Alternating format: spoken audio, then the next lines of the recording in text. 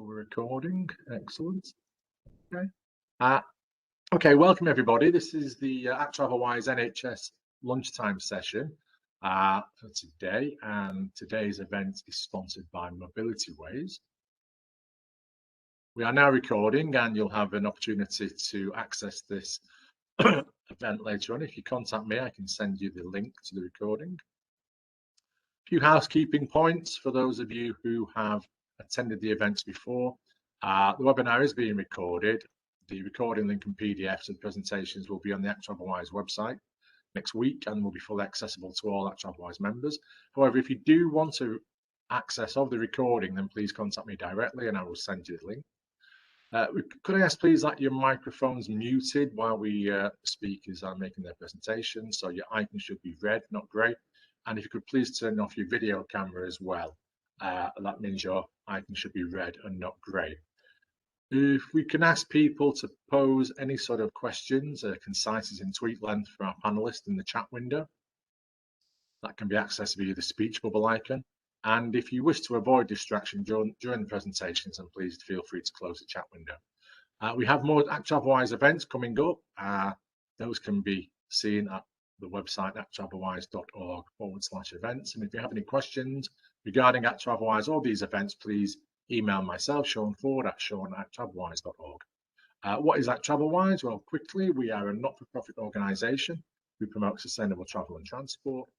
We're on a mission to make transport in the UK more sustainable, and we help members and organisations to meet each other, network and swap ideas in a safe space. A few dates for the diary that we've got coming up. Tomorrow, 12:15, we have the university lunchtime session on sustainable travel work on campus with Sistra. And on Tuesday, the 5th of October at 2 p.m, we have the eCargo Bike Grant Fund in action, and that's here about local authority experiences. And we have Brighton and Hove Council, Leeds City Council and Colchester City Council speaking about their experiences with the eCargo Bike Grant Fund. And on Tuesday, the 12th of October at 2 p.m, we have a Southwest Region meeting. The West of England Combined Authority will be speaking about their future transport zones and e-scooter trials. So please feel free to register for any of these events on Eventbrite. Links, as I said, at the At Travelwise website. Agenda today, the event is sponsored by Mobility Ways, and the speakers, we have Mark Hand, who's the Group Business Development Director, Stacey Aniston, who's the Group Account Manager, and Barry Waterhouse, who's the Group Travel and Access Manager at Northern Care Alliance. There'll be a Q&A session after all our speakers have had a chance to present their presentations, and we'll be closing the session around about 1:15 p.m. So I'm now going to stop sharing and hand over to Mark Hand. He's now going to take the session over and take it forward. Over to you, Mark. Thank you very much, Sean. Thanks for the introduction. Can everyone see the screen okay? I'm looking at my panelists. Yeah, all good. Okay. So good afternoon. Thanks for joining us during the lunch break. I thought it might be a good start just to give you a very little bit of background on who Mobility Ways are. You've probably heard of the LiftShare Group, which has been around now for 23 years. Mission-driven social enterprise focused on helping employers to reduce the number of single occupancy vehicles coming to site. During those 20 odd years, we built up a membership of about 700,000, working with about 700 large employers. And just before lockdown, we'd taken the billionth mile off the UK road network. The most exciting thing at that stage was we were on the trajectory to repeat that every 3 years. So it was exciting times until 16th of March 2020, when Boris stood up and said, please don't go to work and please don't car share, which meant we took a little bit of a hit as a business. Fortunately, several years before, we'd started to spread our wings a bit and started looking at sustainable travel across the piece as opposed to just car sharing. And when we stood back at the start, or sort of early days of the pandemic, and took a view on where we could add value most going forward, we took a number of things into account. One was that we'd just seen and are continuing to see behaviour change happen at a speed that is unprecedented. The attitude towards working from home from both employees and employers has changed beyond all recognition. And in terms of what we need to achieve from a climate perspective, that's a very positive change, as was the appreciation of some of the benefits of seeing less cars on the network. So in terms of reduced congestion, improved air quality, and those sorts of things, that was all very positive. On the flip side, I guess as a nation, we realized how vulnerable we actually were to world events, and increasingly people becoming aware of climate change as a major issue. And I'll come on to that in a little bit more in a couple of minutes. But for us as an organization, we started to speak to employers across the country and ask them around commuting and why it hadn't been a focus up to this date. Two key reasons. One, it wasn't statutory to report, a decision made about 30 years ago, which has resulted in the level of emissions from transport flatlining during that period, whereas energy we've seen reduced by 60%. And the second was a lack of a simple tool available to help organisations to understand what their commute emissions were and therefore how they could start to drive them down. So given that transport is now the largest emitter in the UK and the commute is the worst offender, we made the decision to make our focus going forward on making the UK as a minimum zero carbon commuting by 2040. And I've been delighted to say that there have been a large number of organisations that have come to us and said, could we achieve that by 2030? Help us to be more ambitious. So that's the sort of general context about us as an organisation, and to help us deliver on zero carbon commuting, we've come up with a new brand that sits in the LiftShare group called Mobility Ways, hence why we're sponsoring today. But also we're sponsoring today because the NHS is a core focus for us, given the 1.3 million people that work for the organisation. Now, in terms of timing, in some ways, you could argue it can't be worse than where we are now, but in other ways, we can look at this as a positive. So the United Nations undertook a survey back in January, which was global, and asked one simple question: is climate change a global emergency? The response around the world was a positive response to that of about 64%. In the UK, that was 84%. So that was the highest figure on the planet. We've also had more recently the Ipsos Mori poll that shows that 85% of Britons are now concerned about climate change, with 52% now very concerned. And that's been echoed by government reports in terms of the top 3 concerns of the UK population, which they look at regularly. Now, environment and climate change is consistently in the top 3. So there's an understanding and an appreciation of in the population of the United Kingdom that this is a major issue and needs to be addressed. What we've got to do, I think all of us have got to do, is find ways to make sure that employees, your friends, your family, and so on, recognize that this is a situation that we need to address as individuals. Someone else isn't going to solve it for us. Luckily, though, we do have government on our side. So in terms of the decarbonisation of transport strategy that was released a couple of months ago, the government for the first time has recognised that the commute needs addressing in its own right. So they've come up with a programme they're calling Commute Zero, where they're going to support employers to actually reduce those commute emissions. But they want to go further than that. And they want to make sure that employers, both in the public and private sectors, are measuring and reporting on their total and average commuting emissions.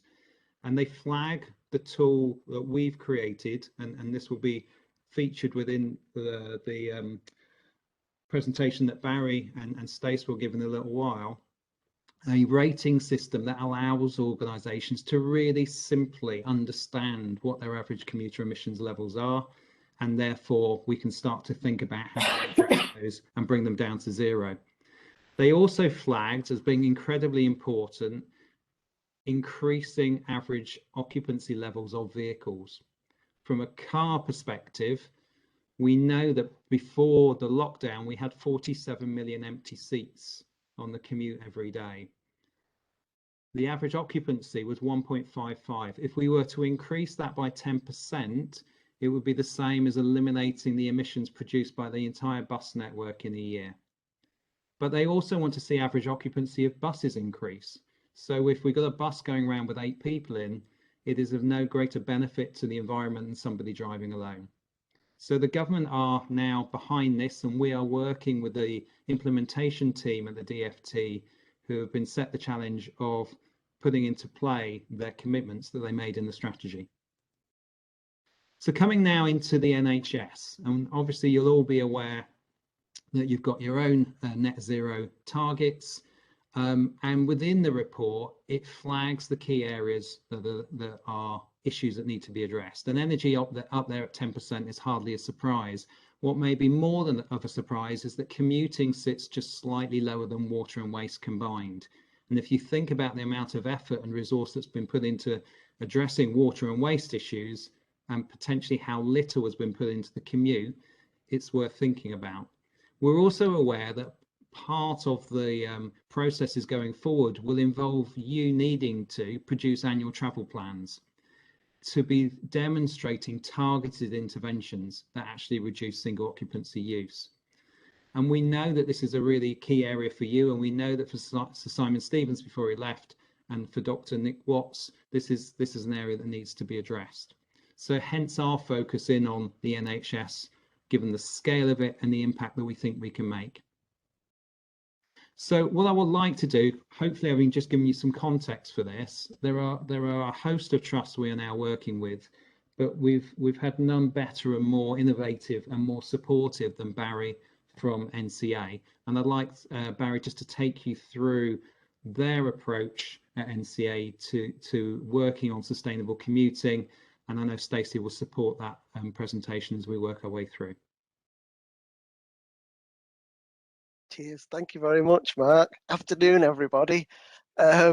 Unfortunately, I've got the opening bit of a slide just to explain a little bit of the NCA.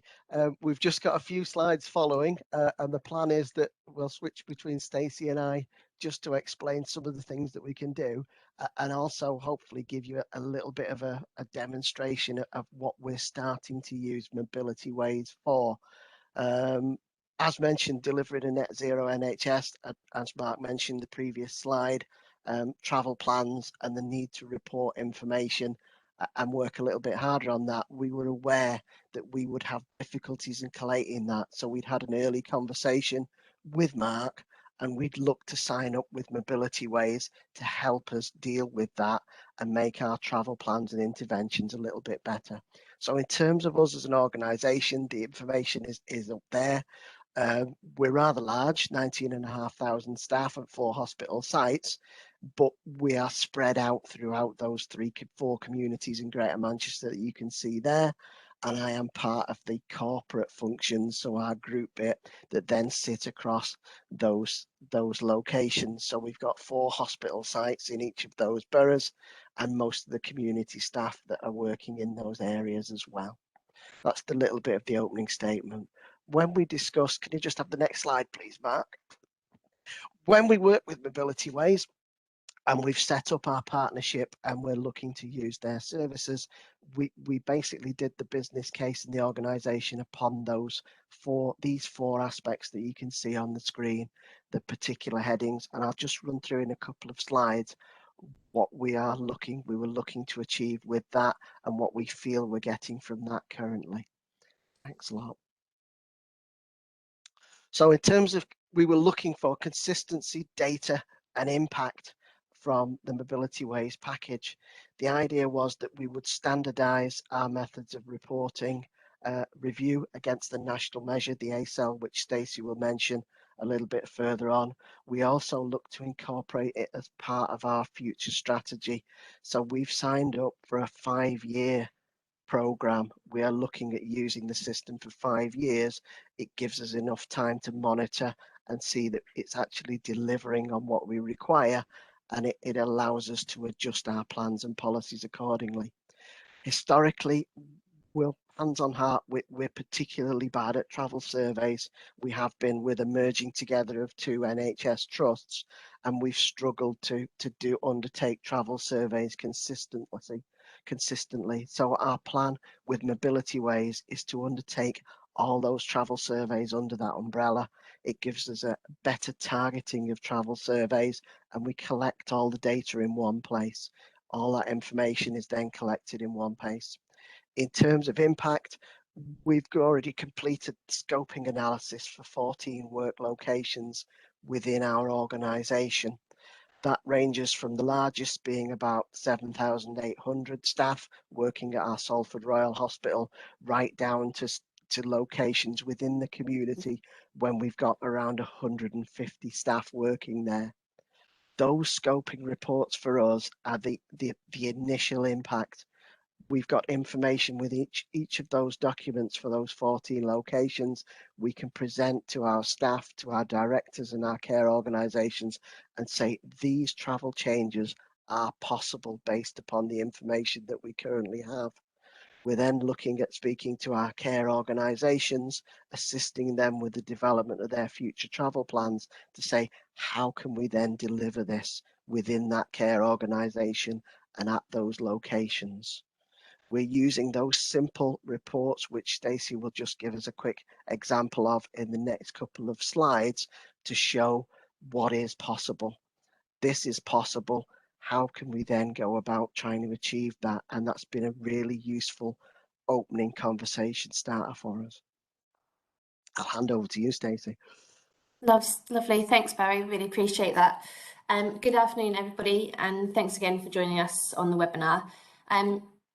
As much as Barry's just done that really well, I'm also just going to give you a quick overview as to what the Scoping Smart Mobility is. So it forms a part of the Mobility Ways platform that will deliver a comprehensive analysis on all viable commuting options for the organisation's employees. The luxury of having this report is ultimately knowing the art of the possible. So helping organisations to create that strong strategic business case for change, which Barry has already alluded to. So we mentioned that we've done 14 reports for the Trust already. So today we're just going to focus on the Salford analysis that has approximately 8,000 employees. But before we do delve deeper into the analysis, Mark, could you just click to show the next, the headline stats, please? Okay, so fantastic. So 98% of employees have at least one sustainable travel mode available to them at Salford. Now, if that didn't take you by surprise, we also delve deeper into that analysis and we look at the alternatives. So a staggering 95% of employees have at least 4 sustainable modes available to them. So a very, very strong statistic already when looking at what impact can Salford have and make when looking at that delivering net zero goal.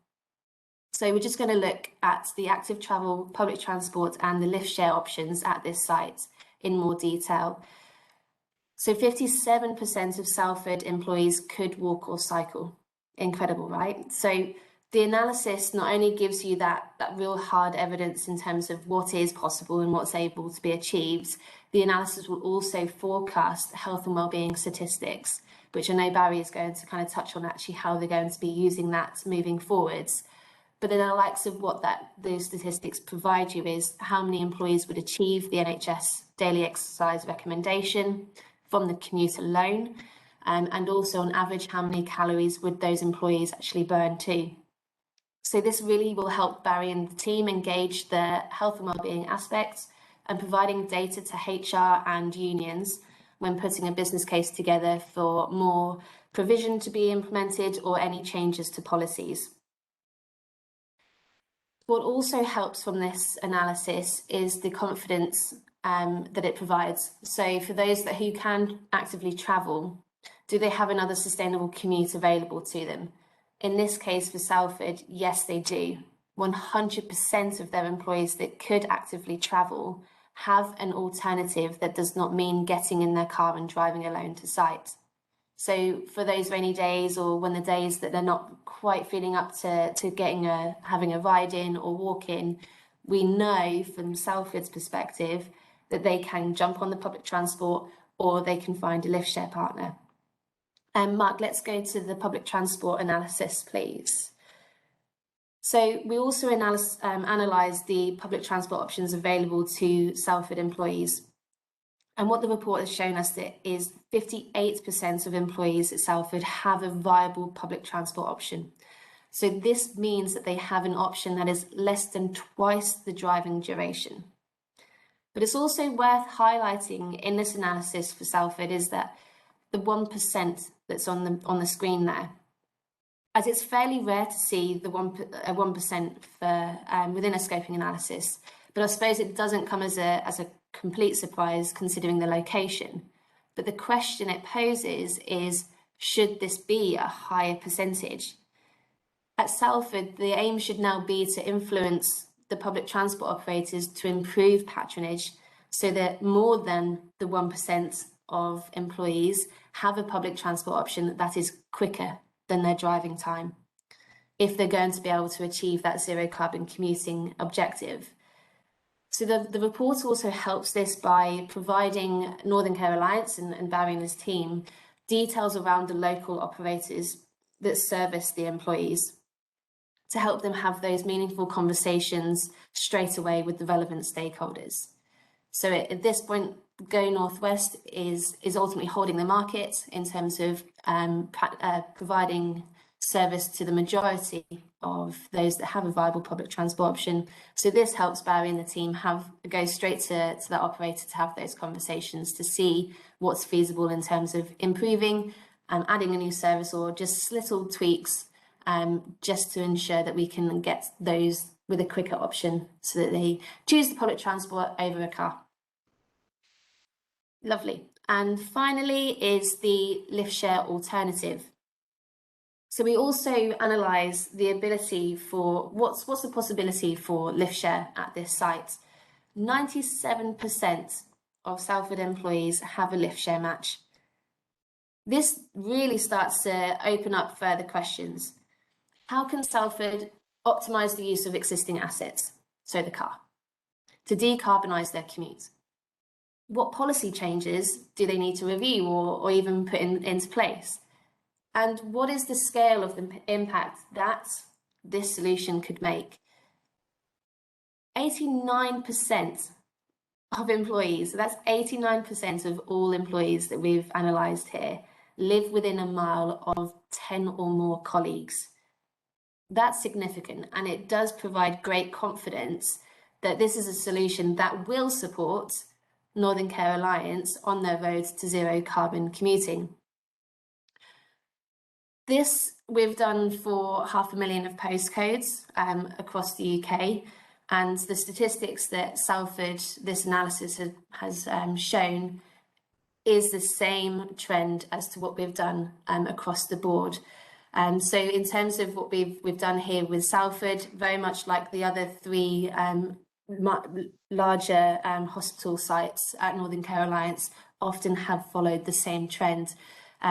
So in terms of this is a really powerful analysis in terms of what really can happen.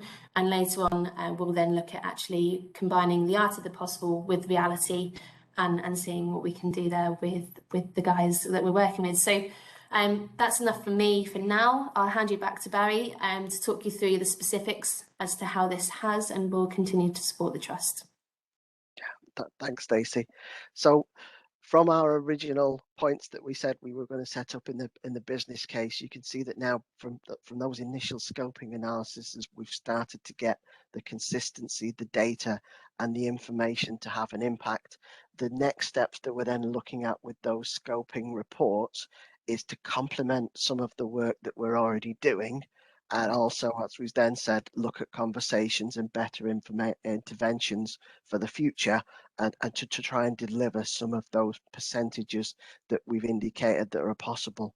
We know that's not going to be achieved overnight, but that's giving us the strategic direction and the future plans to then move forward. So like most NHS trusts, we've had workplace travel plans, we've done all sorts of different measures, and we have some group tools and support that are already available across our organisation. So the three photos that I've just put in the slide there, some of them just to explain what we've got. The first one on the left is our large scale mural, our 1 day a week mural. We signed up, that's at Salford Royal Hospital, and we did a campaign campaign, a promotional campaign, a positive promotional campaign to encourage people to change, well, staff in particular, to change their travel behaviour for 1 day a week. People will notice that Salford and a mural as definitive links. We used a little bit of psychology behind it in that Coronation Street, which was born in Salford, Hilda Ogden's mural was always on that front room wall. We've done the same. We've put a mural on our front room wall. That's in the Mayo building in the cafe.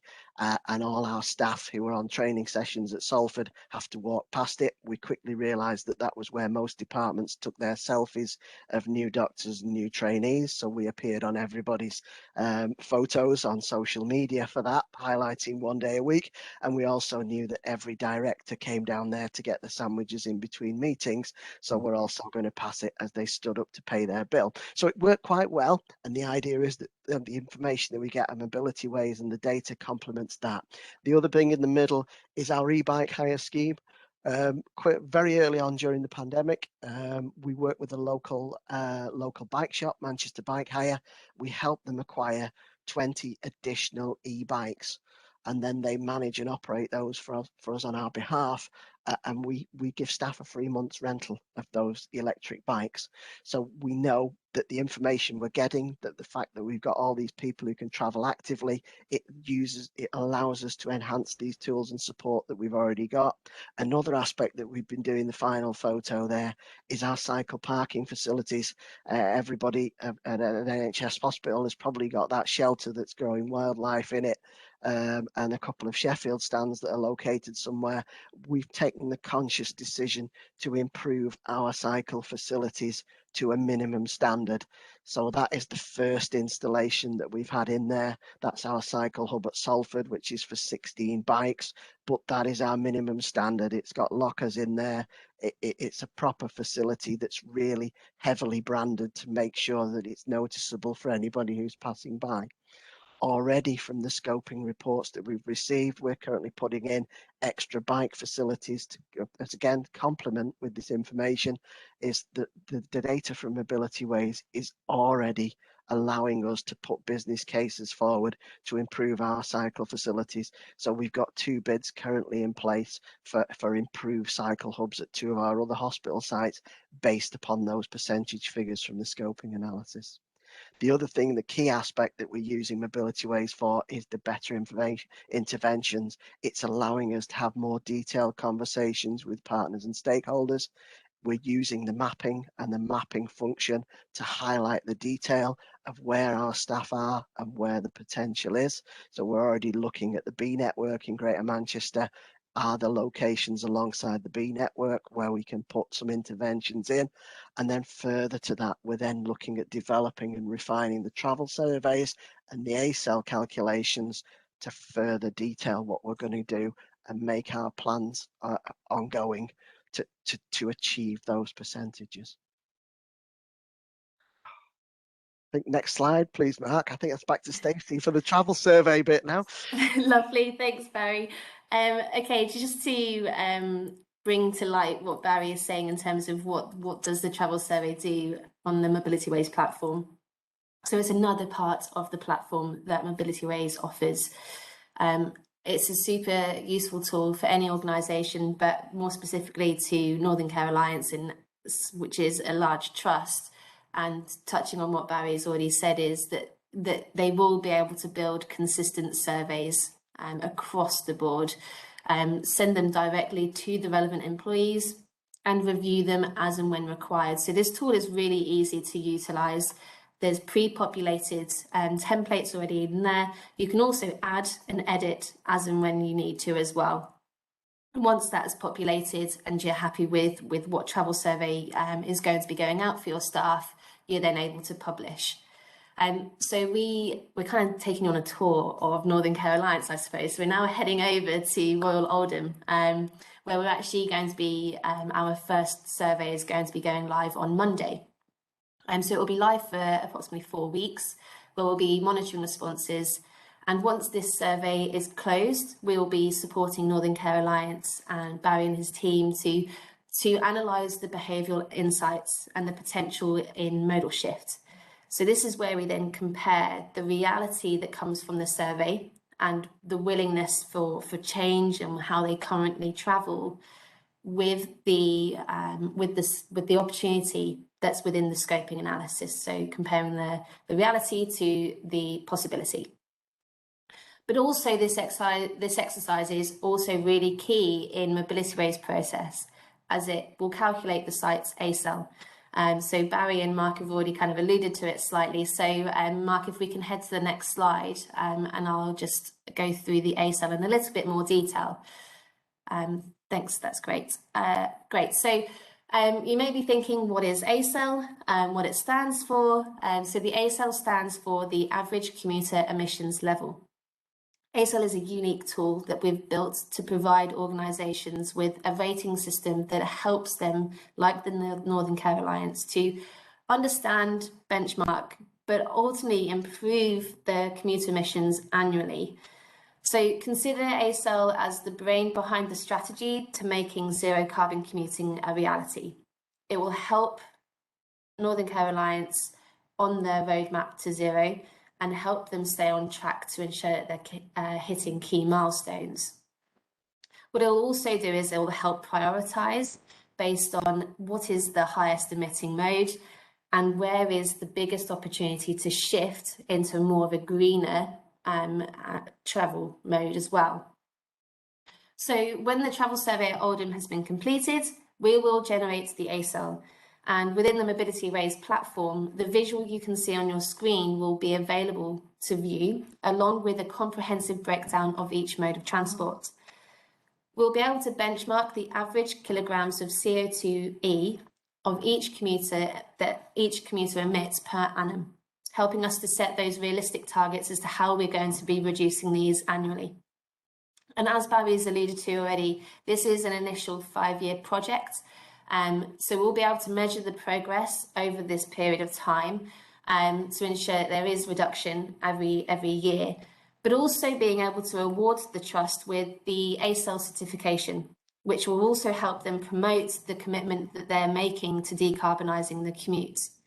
So now we have really powerful data insights at Northern Care Alliance at all of their sites. We've benchmarked the commuter emissions. We have travel survey data to understand how employees currently commute and their willingness to change, as well as the art of the possible from the scoping analysis. And what we then do is then put that all together and really help Northern Care Alliance improve what they currently do, continue to do what they're doing really well, but also look at other solutions to ensure that they can continue on that journey to zero. So how Barry and his team are going to be supporting their staff moving forwards. I'll now pass you back to him to take you through that. Thank you very much. Sorry, it does seem a bit like we're playing tennis, but it's working quite well. So the next aspects that we were looking for us as an organisation for MobilityWays to help us deliver is health, well-being, and supporting staff. We're keen for we've got to achieve net zero, but we've got to do it in a way that keeps our staff on board, engaged, and feel like they're involved and don't feel like they're being forced into a corner and making the decisions. So our strategy at the moment, we're looking at developing a travel hierarchy, which is the initial image, not the best artwork so far, but we're trying to use our brand colours to complement what we've previously done at 1 day a week. But the idea is that we'd introduce gradually a hierarchy for staff to make decisions on the journeys that they're going to make and include staff commuting in that. Also, during the pandemic, we've had what we call the SCARF, which is a staff support package, which I've just put the logo for on the right hand side. And the idea is that we would work any changes and any commute changes and any travel behaviour changes through that process and through the information that's there. We want to try and encourage positive travel behaviour change and that improvement. We found through doing the 1 day a week programme that we introduced and trialled at Salford, and we've also now about to introduce at Royal Oldham Hospital, that is the best way to embed the change. in that if we can do it positively, and for the first time ever with Travel Change, I know everybody, we do those events, and you have people turn up when it's not pandemic time, and you have people turn up to events and you do the encouragement of travel change behavior. The 1 day a week one was the first one and the only one where we had staff that we would never talk to at Travel Change events coming up to us to say, I want to change and want to do that. And that was the positive aspect that just made it that. So in addition to that, we're also signed up with Mobility Ways for the MyPTP journey planning option. So what we've done is we've introduced on our website, and is currently for wider launch and then to recruitment, a facility for any staff member or any potential recruit to plan their commute and look at the travel options which might be available to them to travel to our larger hospital sites. We'll ultimately look at rolling that out to our smaller locations, but we're giving them the information and as much detail as possible in that MyPTP journey plan to make the right choice and feel good about it. And ideally, if we can, we're guiding them away from the bad choices or some of the problem issues that we might be creating for ourselves with their travel in future. So if we could just go on to the next slide then, Stacey, it's the personalised travel plans. That the example for this is our Rochdale Infirmary, where we've introduced this currently, but I'll leave Stacey to just explain a bit more about that. Lovely, thanks Barry. So as Barry's again really well highlighted, is the personal travel plan is a fantastic tool to engage, inform and influence those sustainable travel choices. The personal travel plan can be delivered in multiple ways. So Barry's already alluded to having it available online. There's also the ability to have a plan sent to them directly or administered on a one-to-one basis. So in terms of the administration, it's really flexible, and I guess it's this flexibility that enables us to work with such a large organisation and understanding the requirements and needs that the organisation needs, to then be able to kind of fit our product and our solution to meet the demands of what your employees will have. The customization of this content, which you can see on the screen, is also really key when we're looking at behavioural change, because not only do we want to inform them of their travel choices available to them, we want to give them an opportunity as to if I'm going to try cycling, what's available to me and how am I going to do this? So we've worked with Barry and his team to provide as much information within this plan so that any choice that they do choose, they have information with it. So with the walking, with the cycling, how can they get a cycle hire? Where do they change? And what entry, etc. It could be anything. So in terms of the content, that's really crucial in terms of being able to get consistent messaging to your employees, but also to help them make that choice and to ensure that first time that they do this activity, it's a good one and they know everything that they need to know to do it. So the staff at Northern Care Alliance will be able to get a personal travel plan as and when they want it, to highlight all of their sustainable travel options. And again, like I've just said, if cycling comes out on top, they'll be given information on how they can hire a bike, how they can access a cycle to work scheme. They'll also know where they can safely store their bike at the new facilities that have been installed. And they'll also now know how they can freshen up before their shift starts. So everything that they have and they need is going to be in that plan. So as I said, it's a very flexible tool that we have, and each site at Northern Care Alliance is very unique. And so when we're looking at Rochdale site, what we've done with the personal travel plan is actually embed it within the parking permit application process. And there are key reasons as to why we've done this. The first one is to, first of all, raise awareness of the travel options to the employees prior to applying. The second one is to support the parking permit, the permit application process. So if their plan does come up, they've got multiple options available to them, then they're not necessarily going to be getting that permit. But it's already kind of starting to sow the seed with the employee. And thirdly, when informing the employee whether they've been successful or not, the plan can then be administered to them again to say, look, unfortunately, you've not been successful with the permit, but we are aware that there are other alternatives, and here they are. So here's an option just to go and give it a go. So just to give you an update on the process, and Barry, please correct me if there's anything that's not incorrect here, but approximately there's about 500 permits that go out. Yep. And you've had 375 parking applications so far. So there's been 235 personal travel plans been administered by the members of staff themselves. So in terms of the percentage of staff that have applied and actually administered themselves a personal travel plan is really, really good. So this is now going to go through the process. And I suppose when we are reviewing this process at Rochdale, this will then be considered at other sites as well. So hopefully that's shown you how adaptable the personal travel plan can be. There's lots of different ways of once we understand what you need at the organisation, we can very much fit that and tailor that to what you do require. And just to mention, the personal travel plan can also capture data on modal shifts. So once a plan has been delivered, 2 weeks after that plan has been delivered, we will ask them a simple question as to, have you changed your way of commuting into work? Yes or no? If it's yes, what have you changed to? When this is answered, the personal travel plan will then automatically generate the same question 3 months later on. So we then want to then capture that long-term shift to see, have they stuck with this new mode of travel? If they haven't, why not? What improvements do we need to make? If they have, fantastic, we're doing really, really well.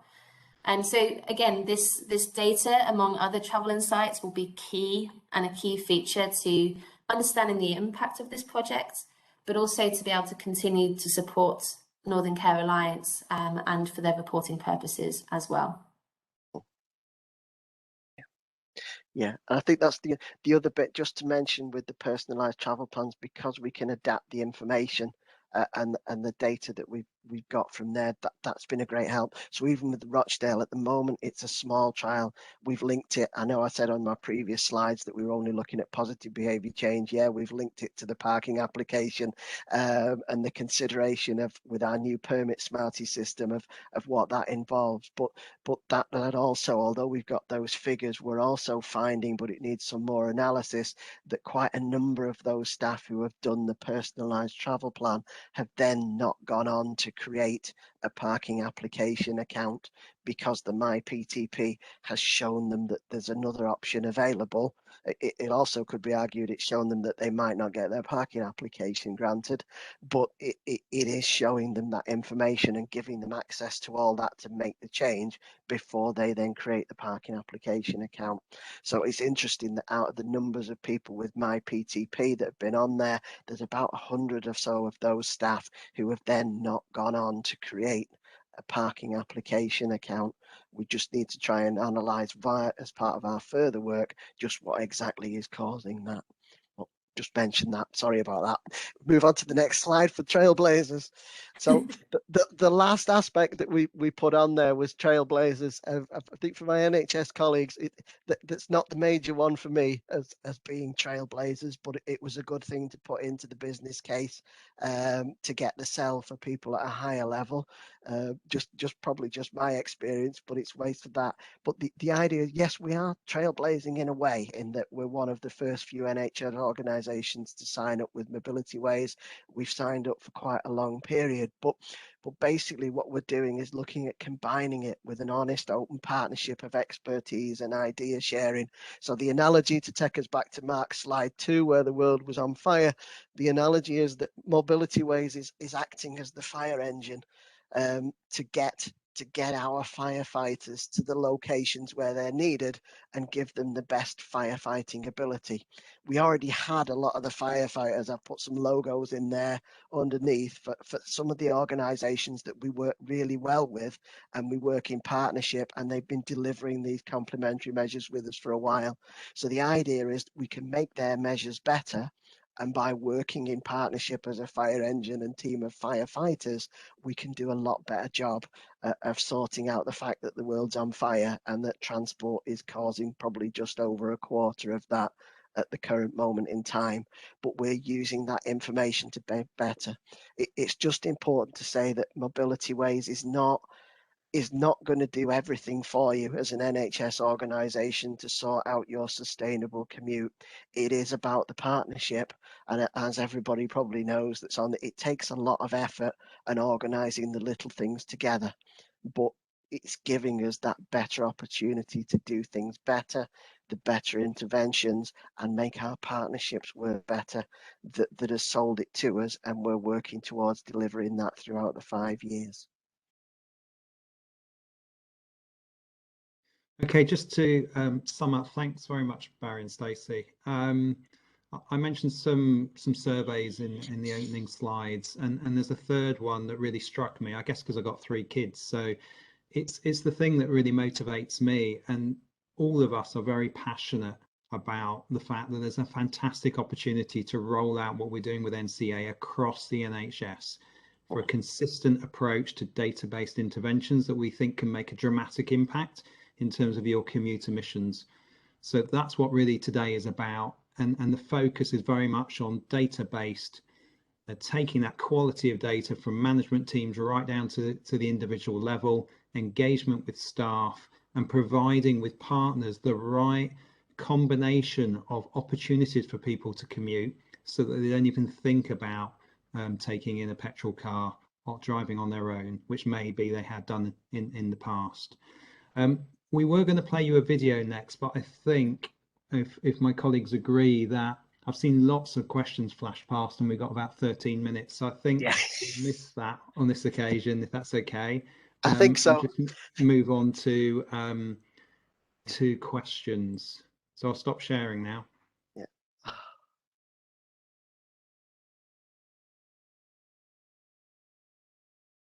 Sean, are you going to pick up in terms of? Yeah, I can run through the questions, Mark, if you'd like me to do that. That'd be great. Thank you. Let's go from the start, and I think the first one was from Alexander Ford, no relation.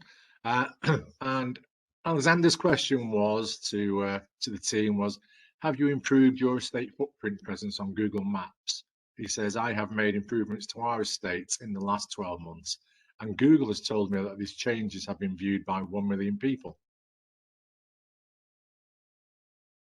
Barry, do you want to answer that one? We haven't. No, that's new to me, Alex. If you can send some information on that, that sounds quite interesting. It's not something that we do, and our Google bits tend to be left to our IT and communications team. But if we could improve that presence, that might be something. But no, it's not something we've looked at before. So it is totally new to us. But if you've got some information, I'd be interested to read a little bit more. I'll find out a little bit more. Okay, that's good. Food for thought, isn't it? And then another one from Alexander. It was just that. I think this is for you, really, Barry. Again, it's like, what was your standard bike shelter, and how much? It always comes up, that question, doesn't it? Yes, it does. We've made a conscious decision to spend more, and I'll honestly, in the prices there, we are spending quite a bit. So at the moment, we're looking at 50 space bicycle shelters, and you're looking at, for that standard, you're looking at about £40,000 is the price that we've got for putting in those bike shelters that are branded up. That's the approximate figure. So a lot of people on the NHS will go at that, and we're lucky because we've been able to get some capital funding, and we've also been able to get some match funding. Transport for Greater Manchester very kindly have options that are available for that, so we've been able to get some match funding. But in our business cases, we're justifying that additional expense on saying that this is what we need to encourage people to cycle, to get it really visible, to provide the excellent facilities. And we're comparing it to the costs of car park construction as well. So in our business cases, if we've got a 50 space cycle park, we're saying it's going to take away the need to construct these additional parking spaces. And it's about that encouragement, and it's the improvement. We're trying to put into the business case the justification for that extra spending. And touch wood, it's working so far. That's a great way to go forward, Barry. I really do that. Yeah. And then we've got another question here from Victoria, Victoria Barlow. She's asked, can you share what the average modal shift is for organisations using the platform?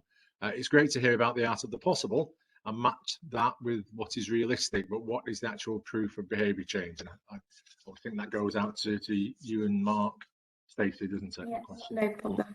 Mark, do you want me to take this one? Yeah, yeah, go for it. Yeah, awesome. A really good question. So ultimately, the answer to it is we won't know until we do it with organisations in terms of what's so benchmarking what is currently happening, as we're doing at Royal Oldham at the moment, is understanding what's happening now. Well, we also have a tool within the scoping analysis, and the platform itself is what we call the ACell opportunity. We're then able to marry up those kind of data sets to then look at what is the potential growth within each of those travel modes.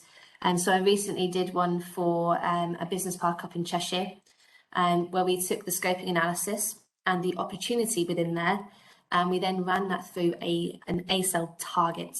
And so we looked at what is going to be possible here. And we then analysed it against what the ACell is and this target. What we were then able to see was, I think there was like a 31% potential growth within the active travel modes, so walking and cycling.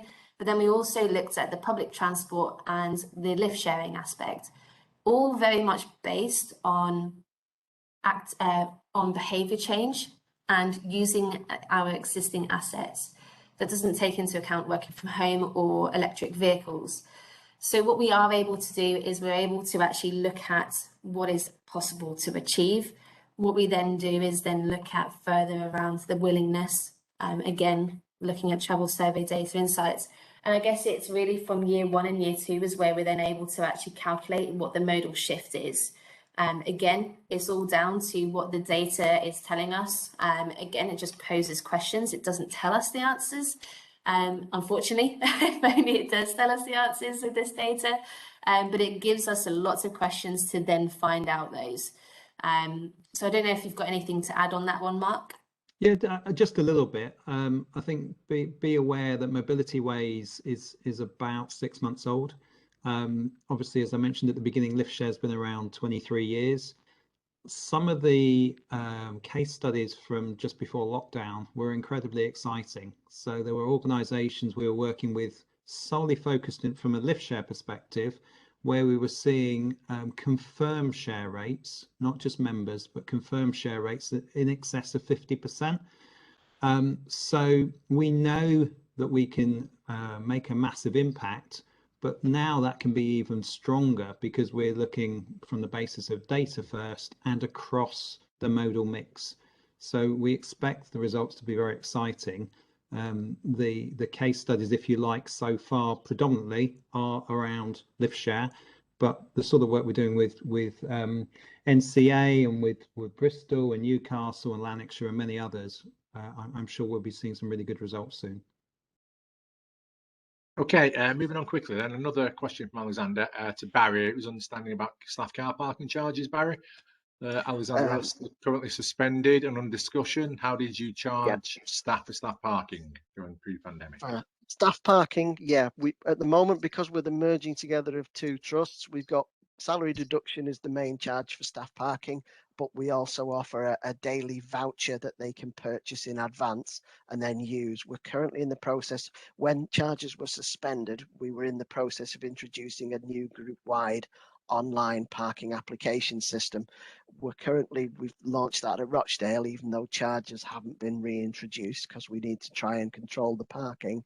But we basically charge salary deduction. Pennine Acute, former Pennine Acute staff pay weekly based upon their contracted hours. So there's a variation. If they work less than 25 hours a week, they pay a reduced monthly charge. And at Salford, they pay based upon their salary bands and also the parking location.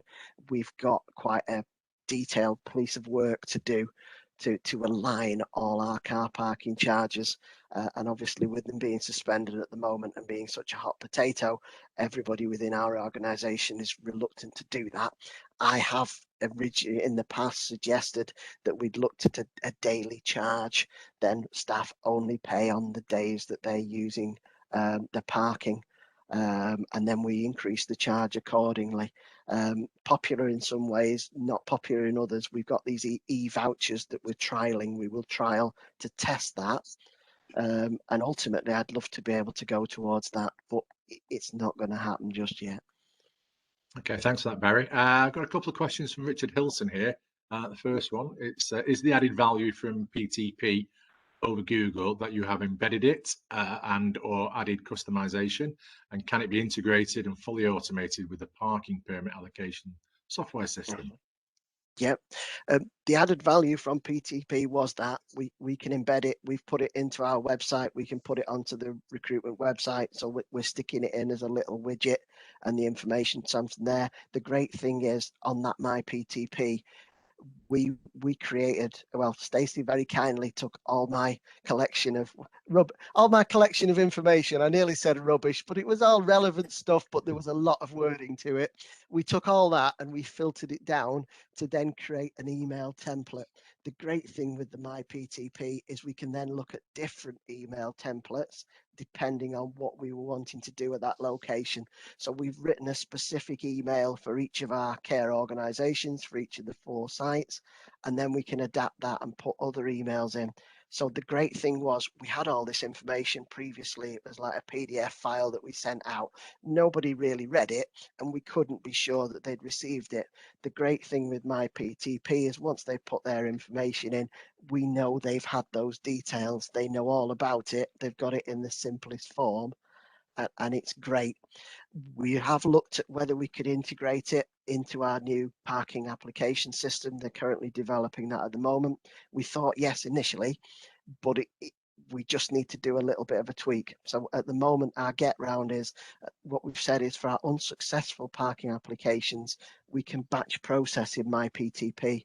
So what we're going to do is when we've got those list of unsuccessful people, we will put their details back into My PTP. It will generate them an email with their alternative travel options. So as the permit processing says no, we will then have the information about the different travel options and a different email for those information to target them as well. I'd just add as well, Richard, that the other thing, the difference between PTP and Google is PTP will include car share results, which Google won't.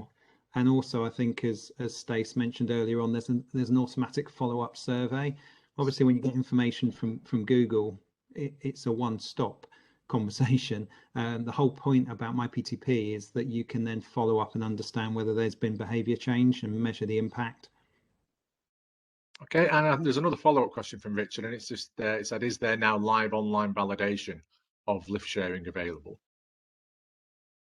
If you mean in terms of validation of those that are car sharing, yes, we have a technology to be able for users that are car sharing, whether that's on an ad hoc basis or regularly, to be able to authenticate their journey. So yes, hopefully that's the kind of validation you were asking about, Richard. If not, we're happy to follow up with you.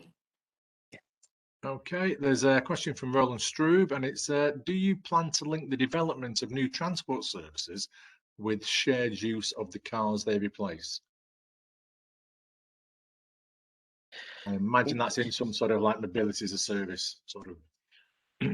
Within the data that we're collecting as an organisation, we're looking at options for different transport services. So as part of our scoping analysis, we've got the split. So for example, public transport, we know there's some locations and where we've got grouping of staff, we might have to look at more specific or a mobility as a service or some sort of different service in order for those staff to commute to work sustainably.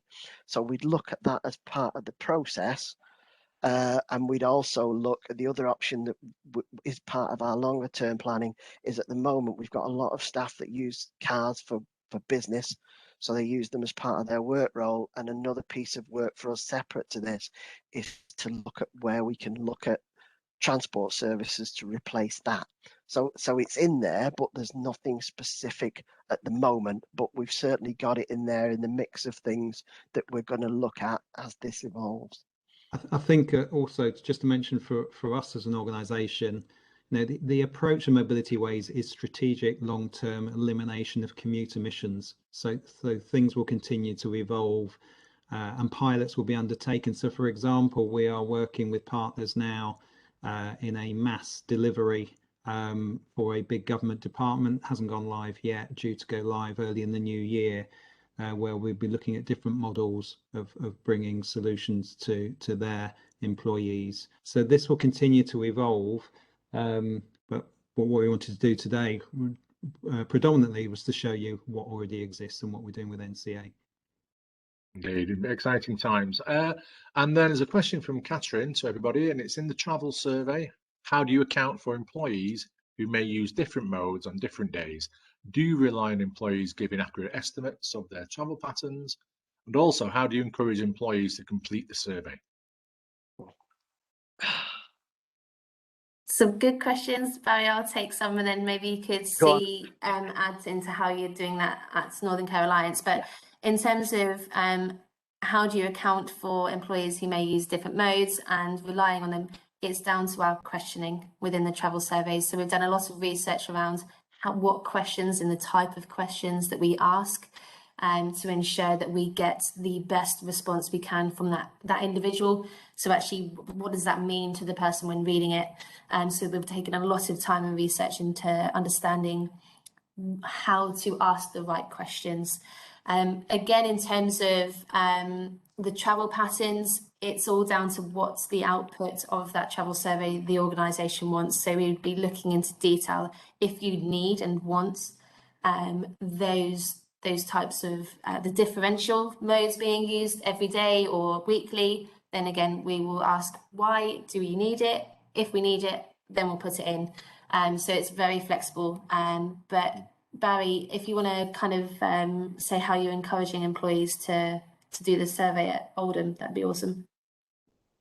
At Oldham, we're looking at traditional incentives, but we're looking at it's targeting the way that we've done the travel survey is we're looking at making it simple to complete. So the other thing we're looking at, where Catherine, you've mentioned about collecting that data as well, we're trying to make them easy and quick to complete. We're trying to work in with our communications team so that they get that message out, the link out as much as possible. We get the incentives for people to complete the travel survey. We make sure that our messaging is all in there. At the moment, it's balancing in, because I know as NHS organisations, there always appears to be some survey that's out at the particular time. So then we're also looking at the moment is the NHS National Staff Survey. So originally we weren't going to do our travel survey at the same time as that, but then we've taken the decision, no, everybody will be thinking about surveys. We'll introduce the travel survey at the same time. And then just try and add that in. And again, as Stacey mentioned, it's being able to adapt the travel surveys as well. It's very flexible in terms of the questions that we can put in. So our plan is we keep a simple general travel survey, but then within our options, if there are more specific groups that we get from that response, we'll then look at a more targeted, detailed survey just to find out what their particular needs are or what their particular travel patterns are. Okay, and then there's just a couple of final questions. Again, from Alexander. He's asking this to possibly Mark and Stacey here.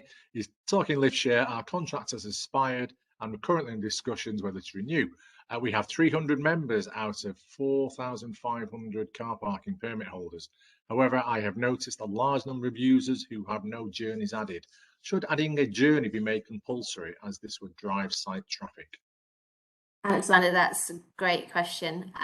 What we have done with the time that we've been able to review this kind of process and the user experience is when we now engage with campaigns and to re-engage lift share members, what we're now able to do is we have a fantastic tool to be able to create pending lift share accounts. So if we have that information, we're able to kind of do it on their behalf.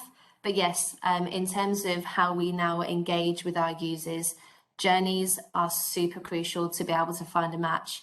So we have 3 pots. We need members en masse. We then also need the journeys to follow. If we don't have that, we then have a limited pool of people to be able to find a relevant lift share match. So yes, those 2 pots at the beginning, or those funnels, having the members signed up and the number of journeys available to share is so crucial to the success of somebody finding a lift share match.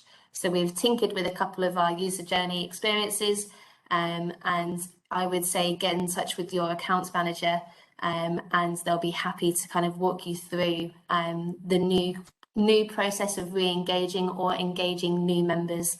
But good question, thank you. And just linked to that is, as we mentioned before, the authentication software, because what that means is that it's much easier for you to manage this, but also to provide incentives and rewards for people who have definitely shared. So there's another part of the jigsaw there, which I think together with the pending accounts can mean that we can really significantly up these numbers for you. Super, thanks. And then finally, I think we've just got another question coming as well. So very popular today, Mark, Stacey and Barry. Hope you've not got dinner waiting. We have one from Edward James and says, does the ACell tool account for individuals' journey distance in the calculation of CO2, or is it an average assumed by mode? So it is an average assumed by mode. So we're using the government numbers that are updated every year that we apply both in terms of average distance, average emissions per mode. And we're doing this on purpose. The idea of this is it's simple, it's quick, it gives you a number that you can compare with the national average. And it doesn't matter whether your employee numbers go up or down, we're looking at average commute emissions. Now, where we've done the more detailed approach with other employers, where we've looked at specifically the distance that people travel, the exact car that they have, and so on, we've come out within about 5% of the number that we produce. And that takes an awful lot of time. So we're very happy with the number that we've come up with, that it is a suitable tool. And so I guess less important what I say about it than the fact that there are a host of organizations, very large employers, global employers now, that are working with us using the tool. So I think you can have confidence in it, but I hope that's a long-winded way of answering your question. Okay, and James has come back and said, great, thank you. It's useful to note the validation process. And then I've got a question from Richard Hilson, and he says, do you consider a performance-based service model?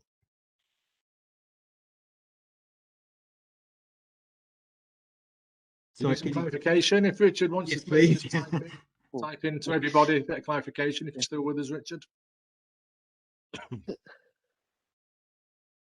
So what I'll do, I'll unmute Richard and he can ask the question directly there. That's a good idea. There we go. Okay, Richard, over to you.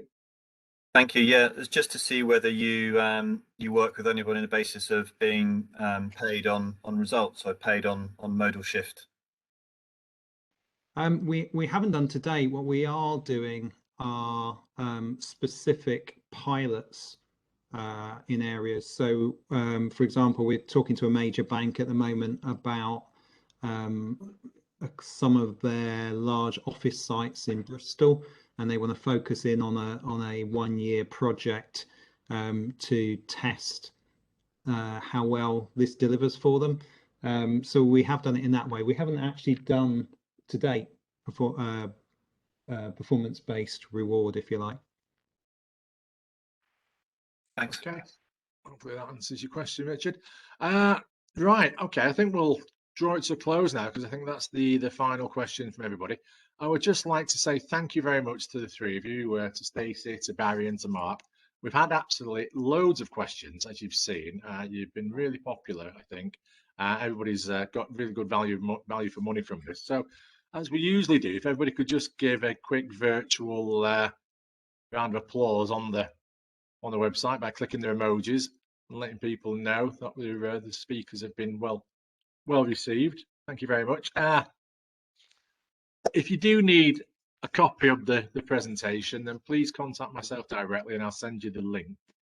And if you want to get in touch with me on my email address. And Barry, you said you've got everyone's email address to get in touch with anybody if they need us. Yeah, there are a couple of people that have just made it the same, so I've got those details and I'll be back in touch. Super, super. Well, thank you again. It's been very informative, and everybody has had a a really good time, because we don't usually go on this far past. Everyone's very eager to get back to the day or to the lunch or something like that. So again, I'd just like to say thank you again to Mark, Stacey, and Barry, and thank you for everybody for taking the time to join us today. Please try and join us for tomorrow's university session. If you haven't registered yet, please go online to find that, and please try and join us for the eCargo event on the 5th of October, which is next week, next Tuesday at 2 p.m. We'd love to see you there as well. Okay, I'm going to stop recording now and just say to everybody, thanks again.